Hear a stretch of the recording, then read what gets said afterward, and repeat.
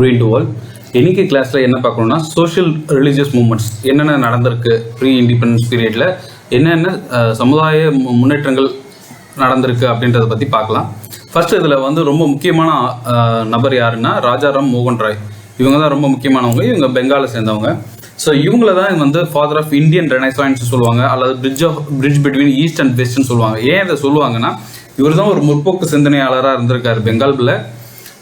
ரெனைசான்ஸ்னால் புதுப்பிக்கிறது தான் சொல்லுவாங்க. இந்தியாவுடைய பழைய ட்ரெடிஷனை புதுப்பிக்கிறது அப்படின்னு சொல்லுவாங்க. ஸோ பழமைவாதையை புதுப்பிக்கிறது எப்படி ஃபார்வர்ட் திங்கிங்காக இருக்கும் அப்படின்னா, அவர் கான்செப்ட் படி பார்த்தீங்கன்னா வேதிக் பீரியடில் பல ரிச்சுவல்ஸ் இல்லை. லேட்டரான பீரியடில், லேட்டர்னா குப்த மௌரிய பீரியடில் தான் பல சோஷியல் ஈவில் ப்ராக்டிஸ்லாம் இருந்தது அப்படின்றது தான் அவருடைய கணக்கு. அதனால தான் அவர் ஃபாதர் ஆஃப் இந்தியன் ரெனைசான்ஸ் சொல்லுவாங்க. Bridge between east and west. ஈஸ்ட்ன்றது இங்கே எதை குறிக்குன்னா வெஸ்டர்ன் கண்ட்ரிஸ் தான் சொல்லுவாங்க. இந்தியாவை சொல்லுவாங்க. வெஸ்டர்ன் வெஸ்டர்ன் கண்ட்ரிஸை சொல்லுவாங்க. ஸோ அதான் bridge between east and west. அவங்களுடைய கல்ச்சருக்கும் நம்மளுடைய கல்ச்சருக்கும் ஒரு பிரிட்ஜாக இருந்ததாகவும் ராஜாராம் மோகன் ராய் சொல்லுவாங்க. அதாவது அவர் முற்போக்குவாதியாக இருந்திருக்காரு. ஸோ அவருடைய கணக்கு படி பார்த்தீங்கன்னா வேதிக் பீரியடில் சதி சிஸ்டம் இல்லை, சைல்ட் மேரேஜ் இல்லை, கேஸ்ட் சிஸ்டம் இருந்தாலும் பெருமளவு அது பேரளவிலே இருந்தது. அது தொழில் ஓரியன்டாக இருந்ததை தவிர அது ஒரு வகையான டிஸ்கிரிமினேஷனாக இல்லை, அது ஒரு பாவ செயலாக இல்லை, ஒருத்தவங்களை இன்னொருத்தவங்க ஏற்றி பிடிக்கிற மாதிரி இல்லை. ஒவ்வொரு தொழில் செய்கிறவங்களுக்கும் ஒரு கேஸ்ட்ன்ற மாதிரி அந்த பீரியடில் இருந்தது. பின்னர் காலத்தில் என்ன, அது சதின்றது ஆல்ரெடி சொல்லியாச்சு, உடன்கட்டை ஏறுறது, சைல்ட் மேரேஜ்னா குழந்தை திருமணம், இது எல்லாமே வேத காலத்தில் இல்லைன்னு சொல்கிறாங்க. லேட்டராக இது எல்லாமே மாறிடுது. எந்த பீரியடில் மாறுதுன்னா குப்தர் பீரியட் அல்லது மௌரிய பீரியடில் தான் இது மாறுது. மாறி குழந்தை திருமணம், சதி ப்ராக்டிஸு, இது எல்லாமே அப்போ ப்ரிவலண்ட் ஆகுது குப்த மௌரிய பீரியடில். அப்போ கேஸ்ட் சிஸ்டம் அதோடைய பீக்கில் இருக்குது. பீக்லனா இப்போ ஒரு கேஸ்ட் சிஸ்டமில் யார் ரொம்ப கஷ்டப்படுவாங்கன்னா அன்டச்சபிள்னு சொல்லுவாங்க. சுதந்திரம் ஆன பிறகு அவங்களுக்கு முன்னேறணுன்றதுக்காக ஷெட்யூல் கிளாஸ்ன்னு அதை மாற்றிருப்பாங்க, SC/ST பீப்புள்ஸ். ஸோ அவங்களுக்கு இந்த குப்த மௌரிய பீரியடில் ஒடுக்குமுறை ஜாஸ்தியாக இருந்தது. அவங்கள தொட்டாலே பார்த்தாலே தீட்டுன்ற மாதிரிலாம் மாற்றி வச்சுருந்தாங்க. ஸோ அப்போது அவங்க குப்த பீரியடில் என்ன ஆகும்னா, அன்டச்சபிள்ஸ் அவங்க கழுத்தில் ஒரு ட்ரம் மாதிரி மாட்டிக்கணும். அந்த ட்ரம் மாட்டிகிட்டே தான் அவங்க ஊருக்குள்ளே வரணும், ரேராக தான் ஊருக்குள்ளே வரணும். அப்படி அந்த சத்தத்தை கேட்டு எல்லாரும் அவங்க நிழல் கூட படாத அளவுக்கு ஒதுங்கிடுவாங்க. ஸோ அந்த அளவுக்கு டிஸ்கிரிமினேஷன் குப்தா பீரியடில் இருந்தது. ஸோ இதெல்லாம் மாற்றணும் அப்படின்னு நினச்சாரு ராஜாராம் மோகன் ராய். இவர் என்னன்னா, இவர் பெர்ஷியா, அரேபியா, சான்ஸ்கிரிட் அப்படி பல மொழிகளில் அவர் தேர்ச்சி பெற்றவராக இருந்திருக்காரு. அவர் இயர்லியராக ஈஸ்ட் இந்தியா கம்பெனியில் 1803 1814 வரைக்கும் ரிஜிஸ்டராக ஒர்க் பண்ணியிருக்காரு. அதுக்கப்புறம் சமூக மாற்றங்கள் கொண்டு வரணும் அப்படின்றதுக்காக வேலையை ரிசைன் பண்ணிட்டு மாற்றங்களுக்கான மூமெண்ட்ஸை முன்னிறுக்கிறார். அதில் முக்கியமானது அதியமா சபா அப்படின்னு ஒன்று கொண்டு வருவார். அந்த சபாவில் என்ன ப்ரீச் பண்ணுறாங்கன்னா மோனோதியிசம். மோனோதியிசம்னா ஒன்றே கடவுள் ஒன்றே தெய்வன்ற மாதிரி ஒரு கடவுளை கும்பிடுறது தான் மோனோதியிசம். பாலிதியிசமும் சில பேர் ஃபாலோ பண்ணுவாங்க. பாலிதியிசம்னா எல்லா கடவுளுமே அவங்க ஈக்குவலாக பார்ப்பாங்க. அவங்க இந்து இந்து மதத்தையும் ஃபாலோ பண்ணுவாங்க, கிறிஸ்டியானிட்டி ஃபாலோ பண்ணுவாங்க, எந்த ஒரு மதத்துக்கும் சார்ந்து இருக்க மாட்டாங்க. எல்லா மதத்தையும் ஃபாலோ பண்ணுறாங்க பாலிதியிசம். ஒரு மதத்தை மட்டும் ஃபாலோ பண்ணுறவங்க மோனோதியிசம். ஸோ மோனோதியிசம் தான் ராஜாராம் மோகன் ராய் ஃபாலோ பண்ணார். அவரு கொண்டு வந்த மோனோதியிசம் எந்த மத சார்பு இல்லாமல் ஒரு கடவுள்ன்ற மாதிரி இருந்தது. அவர் ஒரு பெர்ஷியன் மேகசினும் நடத்திட்டு வந்தார். ஸோ அந்த காலத்துக்கட்டத்தை பொறுத்த வரைக்கும் பல மொழிகளில் மேகசின் நடக்கப்பட்டது. ஏன்னா படித்தவங்க கொஞ்சமாக தான் இருந்தாங்க. அதனால் அவங்க நிறைய லாங்குவேஜஸ் தெரிஞ்சதுனால நிறைய லாங்குவேஜஸில் இந்தியாவிலே மேகசின்ஸ் இருந்தது. பெர்ஷிய மொழியில் மிராத் உல் அக்பர் அப்படின்னு ஒரு மேகசின் நடத்திருந்தாரு. இதை ரெகுலேஷன் ஆக்ட் 1823 ரெகுலேஷன் ஆக்ட்னா லைசன்ஸ் ரெகுலேஷன் ஆக்டில் இதை பேன் பண்ணிடுவாங்க. ஏன்னா இதில் என்னென்னா சமூக மாற்றங்கள் மட்டும் இல்லாமல் பிரிட்டிஷர்ஸுக்கு எதிர்த்தும் எழுதியிருப்பாருன்றதுனால மிராத் உல் அக்பர் அப்படின்ற மேகசினை பிரிட்டிஷர்ஸ் பேன் பண்ணியிருப்பாங்க. அதுக்கப்புறம் அவர் என்ன பண்ணியிருப்பாருன்னா ஐடியல் ஒர்ஷிப்பை ஆப்போஸ் பண்ணியிருப்பார். ஐடியல் ஒர்ஷிப்னா சிலையை கும்பிடுறது அல்லது படங்களை கும்பிடுறது, இது எல்லாமே ஐடியல் ஒர்ஷிப்னு சொல்லியிருப்பாரு. ஸோ அதுக்கு அவர் எதிரானதாக இருந்திருக்காரு. சாக்ரிஃபைஸ் ரிச்சுவல்ஸ், சாக்ரிஃபைஸ்னா ஹியூமன் சாக்ரிஃபைஸோ இல்லை அனிமல் சாக்ரிஃபைஸ், பலி கொடுக்கறது, நரபலி கொடுக்கறதோ இல்லை கோழி வெட்டுறது, ஆடு வெட்டுறது, அந்த மாதிரி சாக்ரிஃபைஸ் பண்ணுறதுலையோ இல்லை ரிச்சுவல்ஸ் தேவையில்லாமல் சடங்குகள் வச்சு நிறைய பொருள் சேதாரம் பண்ணுறதோ, இது எல்லாத்துக்குமே அவர் ஆப்போசிட்டாக இருந்தார். ஸோ அவர் பெங்காலில் மட்டும் இல்லை, இந்தியாவுக்குமே அவர் ஃபாதர் ஆஃப் இந்தியன் ரெனசான்ஸ் சொல்லப்படுவாங்க. அதுக்கு அடுத்தது பார்த்தீங்கன்னா பிரம்மோ சமாஜ். ஸோ இவர் வந்து பிரம்மோ சமாஜ்னு ஒன்று நிறுவியிருப்பார். யார் நிறுவனாங்க அப்படின்னா ராஜாராம் மோகன் ராய் நிறுவியிருப்பார். அவர் கூட தர்வகந்த் தாகூர் அப்படின்றவரும் நிறுவியிருப்பாங்க. 2 பேர் சேர்ந்து பிரம்மோ சமாஜ்ன்றதை நிறுவியிருப்பாங்க. ஏன் இதை நிறுவுறாங்க அப்படின்னா, ஒரு கட்டத்துக்கு அப்புறம் பிரிட்டிஷர்ஸ் வந்து கன்வர்ஷன்ஸ் ரொம்ப ஃபோர்ஸ்ஃபுல்லாக பண்ண ஆரம்பிச்சிருப்பாங்க. ஆல்ரெடி சொல்லியிருப்போம், ரிலீஜியஸ் டிசபிலிட்டி ஆக்ட் அப்படின்னு ஒன்று கொண்டு வந்திருப்பாங்க. அது மூலம் என்னன்னா, கிறிஸ்டியன் அல்லாதவங்க மற்றவங்க யாராக இருந்தாலும் அவங்களுக்கு வந்து அந்த பரம்பரை சொத்து அவங்க பிள்ளைக்கு வராது. ஸோ அதனால வந்து அது ஒரு வகையான ஃபோர்ஸ்ஃபுல் கன்வர்ஷனாக இருக்கிறதுனால இவங்க இந்து மதத்தை ப்ரொமோட் பண்ணணும்னு நினச்சி ராஜாராம் மோகன் ராயும் தர்வகாந்த் தாகூரும் சேர்ந்து பிரம்மோ சமாஜ்னு ஒன்று ஆரம்பிப்பாங்க. அதில் அவங்க வந்து அந்த எதை ப்ரீச் பண்ணுவாங்கன்னா, வேதாஸும் உபனிஷாஸும் அவங்க வந்து ப்ரீச் பண்ணுவாங்க. ஸோ இவங்க வந்து ஆனால் அந்த வேதாஸ் உபனிஷத்தை ப்ரீச் பண்ணாலுமே அதை வந்து இங்கிலீஷில் ப்ரீச் பண்ணணும், சான்ஸ்கிரிட்டில் ப்ரீச் பண்ணக்கூடாது அப்படின்ற மாதிரி அவங்க, அதாவது எளிய மக்களுக்கு போய் சேரணும். அப்போ இங்கிலீஷ் வந்து சான்ஸ்கிரிட்டோட எளிய மக்கள் மொழியாகவே இருந்தது பிரிட்டிஷ்கார் பீரியடில். ஸோ அதனால் அதே மாதிரி இங்கிலீஷ்லேயே ப்ரீச் பண்ணணும், சான்ஸ்கிரிட்டில் மட்டும் ப்ரீச் பண்ணக்கூடாதுன்ற மாதிரி அவங்க முடிவெடுத்திருந்தாங்க. அவங்க இந்து காலேஜ்னு ஒரு காலேஜை எஸ்டாப்ளிஷ் பண்ணியிருந்தாங்க. அதுக்கப்புறம் 4th December 1829 Lord William Bentinck தான் கவர்னர் ஜெனரலாக இருக்கார். அவருக்கு ராஜாராம் மோகன் ராய் கொடுத்த ஊண்டுதல் பேரை சதி வந்து அவருடைய பிரிட்டிஷோடைய அரசாங்கத்தில் பேன் பண்ணியிருப்பாங்க. ஸோ இது ரொம்ப முக்கியமான ஈவெண்ட்டு. 4th டிசம்பர் 1829 சதியை பேன் பண்ணியிருப்பாங்க. அதுக்கான இந்தியன் சப்போர்ட்டர் யாருன்னு பார்த்தீங்கன்னா ராஜாராம் மோகன் ராய். அதுக்கு ஆட்சியில் கொண்டு வந்தது யாருன்னு பார்த்தீங்கன்னா அப்போதைய governor general Lord William Bentinck. அதுக்கப்புறம் அவர் பர்சிப்ஸ் ஆஃப் ஜீசஸ்னு ஒரு பர்சிப்ஸ் ஆஃப் ஜீசஸ்னு ஒரு புக் எழுதியிருப்பாரு. அதில் வந்து கிறிஸ்டியானிட்டியில் இருக்கிற சாக்ரிஃபைஸ் அதில் பண்ணக்கூடிய சில வழிபாடு முறைகளை அவர் கிரிட்டிசைஸ் பண்ணியிருப்பார். இவருக்கு அடுத்து யார் வராங்கன்னா தேவேந்திரநாத் தாகூர் வராங்க. ஸோ இவர் ரவீந்திரநாத் தாகூர் இல்லை, பெங்காலை பொறுத்த வரைக்கும் தாகூர்ன்றது ஒரு காமனான நேம்.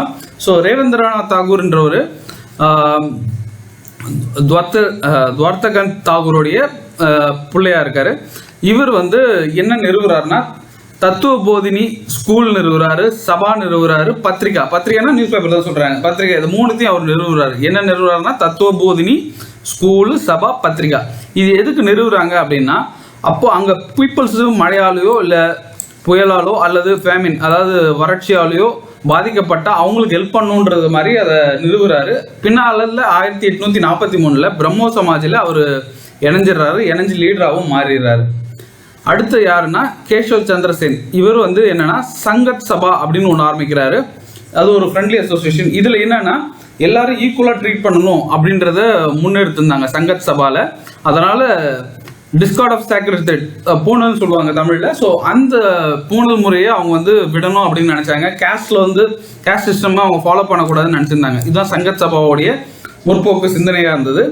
அவங்க வந்து 1857 பிரம்மோ சமாஜில் இணைஞ்சிடுறாங்க. ஸோ கேசவ் சந்திரசேன் அவர் எழுதின பத்திரிகையோட பேர் இந்தியா மிரர். ஸோ இருந்தாலும் பிரம்மோ சமாஜில் இருந்தாலும் அவங்க 2 பேருக்குள்ளேயே ஒரு வேறுபாடு வருது. யாருக்குன்னா தேவேந்திரநாத் தாகூருக்கும் கேசவ் சந்திரசேனுக்கும். ஏன்னா 1843 தேவேந்திர சாத் லீடர் ஆயிடுறாரு. 57 கேசவ் சந்திரசேன் இணைஞ்சிடுறாரு. இதில் என்னன்னா பிரம்மோ சமாஜ் எதை பற்றி இயங்கணும் அப்படின்றதுல 2 பேருக்கும் ஒரு மாற்று கருத்து வருது. தாகூர் வந்து என்ன நினைக்கிறாங்க அப்படின்னா ஹிந்துவிசம் ஓரியன்டாக இருக்கணும் பிரம்மோ சமாஜ் அப்படின்னு நினைக்கிறாங்க. கேஷவ் என்ன நினைக்கிறாருன்னா யூனிவர்சலாக இருக்கணும், அது கேத்தலிக் மதத்தை பொதிக்கிறதா இருக்கணும் அப்படின்ற மாதிரி நினைக்கிறாங்க. அவங்க வந்து யூனிவர்சலாக இருந்தால் உலகம் பூரா ஒரே ஒரு ஐடியாலஜியாக இருக்கணும், அதுவும் வெஸ்டர்ன் ஐடியாலஜியாக இருக்கணுன்றதை கேசவ் சந்திர யோசிச்சார். ஏன்னா அவர் வந்து ஃபார்வர்ட் திங்கிங்காக இருந்தார். ஸோ அதனால் என்ன ஆகுது, பிரம்மோ சமாஜ் 2 பிரியுது. ஆதி பிரம்மோ சமாஜ்ன்றதை தாகூர் நிறுவுறாரு. அதுக்கப்புறம் கேசவ் சந்திரசேன் வித்யானா அப்படின்ற ஒரு சபாவை நிறுவுறார். ஸோ இவர் ஒரு லிபரல் பர்சனாகவே இருந்திருக்காரு. பல முற்போக்கு சிந்தனைகளை பண்ணியிருக்காரு. லிபரல்னாலும் முற்போக்கு சிந்தனைனாலும் ஒன்று தான்.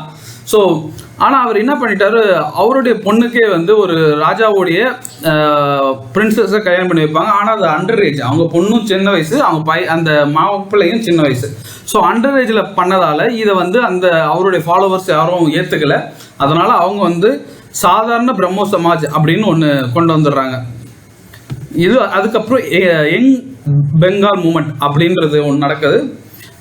யங் பெங்கால் மூமெண்ட்ஸில் என்னென்ன நடந்திருக்கு அப்படின்னா, ஹென்றி விவியன் டெரிசியா இவர் தான் வந்து அதை யங் பெங்கால் மூமெண்ட்டை எஸ்டாப்ளிஷ் பண்ணுறாரு. இவர் ஹிந்து காலேஜ் இவரும் எஸ்டாப்ளிஷ் பண்ணியிருக்காரு. இது ஏன் இந்தியாவில் ஊன்றுச்சுன்னா ஃப்ரெஞ்சு ரெவல்யூஷன் இந்த பீரியடில் நடக்க ஆரம்பிச்சிச்சு. ஃப்ரெஞ்சு ரெவல்யூஷன்னா என்னென்னா ஃப்ரெஞ்சு கவர்மெண்ட்டில் மன்னராட்சி நடந்தது. அதாவது மன்னர்கள் நோபல்ஸ்ன்னு சொல்லுவாங்க. நோபல்ஸ்னால் அந்த அரசாங்கத்தில் இருக்கவங்க. கிளார்க்குன்றது அந்த அரசாங்கத்தில் வேலை செய்கிறவங்க. வெறும் 3% பாப்புலேஷன் இருக்க இவங்க 80% ஆஃப் த லேண்டை வச்சுருப்பாங்க. 97% இருக்க காமனர்ஸ் மக்கள் வந்து வெறும் 20% லேண்ட் தான் வச்சுருப்பாங்க.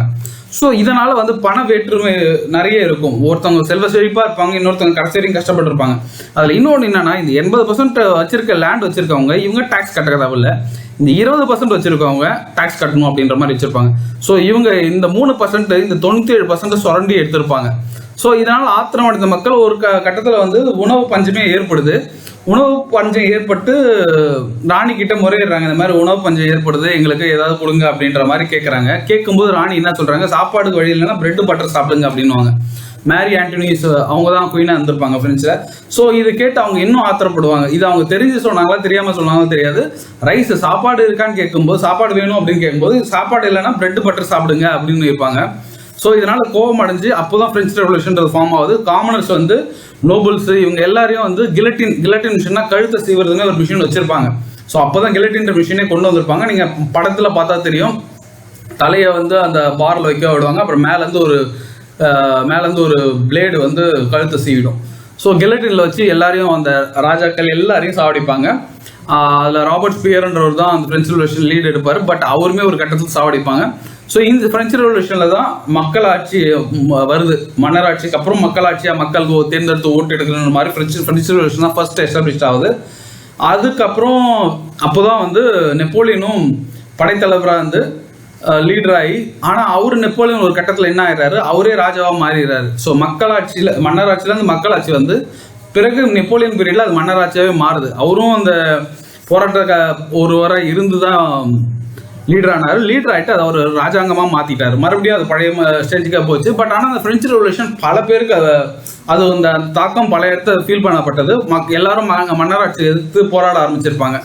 ஸோ அந்த மாதிரி யங் பெங்கால் மூமெண்ட்டில் என்ன நடந்திருக்கும் அப்படின்னா சில டிமாண்ட்ஸ் வச்சுருப்பாங்க. என்னென்னா நேஷனலிசம் கொண்டு வரணும் மக்களுக்கு. நேஷனலிசம்னா அந்த நாட்டோடைய பற்று அவங்களுக்கு கொண்டு வரணும் அப்படின்றது கொண்டு வந்திருப்பாங்க. Induction of Indians in civil service இது அவங்க டிமாண்டாக வச்சுருப்பாங்க. இந்தியன்ஸை வந்து அந்த ஊர் சிவில் சர்வீஸ், அதாவது பிரிட்டிஷ் பீரியடில் இருக்க சிவில் சர்வீஸ் அட்மினிஸ்ட்ரேஷனில் அவங்களுக்கும் ஒரு உயரிய பதவி கொடுக்கணும் அப்படின்றத டிமாண்டாக வச்சுருப்பாங்க யங் பெங்கால் மூமெண்ட்டில். Better treatment of Indian labours abroad. So வெளிநாடுகளில் வேலை செய்யக்கூடிய இந்தியன்ஸுக்கு நல்ல முறையில் அவங்கள பார்த்துக்கணும் அப்படின்றத சொல்லியிருப்பாங்க. இப்பயுமே கூட நீங்கள் இப்போ துபாய் அங்கே மாதிரி போனீங்கன்னா அவங்க வந்து வெளிமாநிலத்துலேருந்து வந்திருக்கவங்க அவங்களுக்கு வந்து பெருசாக வந்து டைமிங் வந்து கம்மியான டைமிங்லாம் இருக்காது. அவங்களுடைய வாழ்வியல் வந்து அந்தளவுக்கு சொல்லிக்கிற அளவுக்கு இருக்காது, வேலை செய்கிற இடத்துல இருக்கிற வாழ்வியல். ஸோ அதெல்லாம் வந்து மேம்படணும் அப்படின்றதும் அவங்க டிமாண்டாக வச்சுருக்காங்க. Revision of company charter. So company charter 20 வருஷத்துக்கு ரிவிஷன் பண்ணிட்டு இருப்பாங்க. அதை ஃப்ரீக்வெண்ட்டாக ரிவிஷன் பண்ணால் கொஞ்சம் இம்ப்ரூவ் பண்ணணுன்றது தான் அந்த டிமாண்டில் ஒரு டிமாண்டு. அப்புறம் ப்ரெஸ்ஸு ட்ரையல் எல்லாமே ஃபேராக இருக்கணும் அப்படின்னு இருப்பாங்க. ப்ரெஸ்ஸுக்கு போதுமான சுதந்திரம் இருக்கணும். அவங்க எதை பற்றி வேணாலும் எழுதலாம், அதை பற்றி நீங்கள் தடைப்படக்கூடாது, சென்சார் போடக்கூடாதுன்றது. அதே மாதிரி ட்ரையல் ஜூரியில் நடக்கிற ட்ரையல் வந்து ரொம்ப டிரான்ஸ்பரண்ட்டாக இருக்கணும், கரெக்டாக இருக்கணும் அப்படின்றதும் யங் பெங்கால் மூமெண்ட்டில் வச்சுருக்க டிமாண்டில் ஒன்று. இவர் என்ன ஆவார்னா 22-23 வயசுல காலராவால் இறந்துருப்பார். ஸோ அந்த பீரியடை பொறுத்த வரைக்கும் இறப்புன்றது ரொம்ப காமனாக இருக்கும்.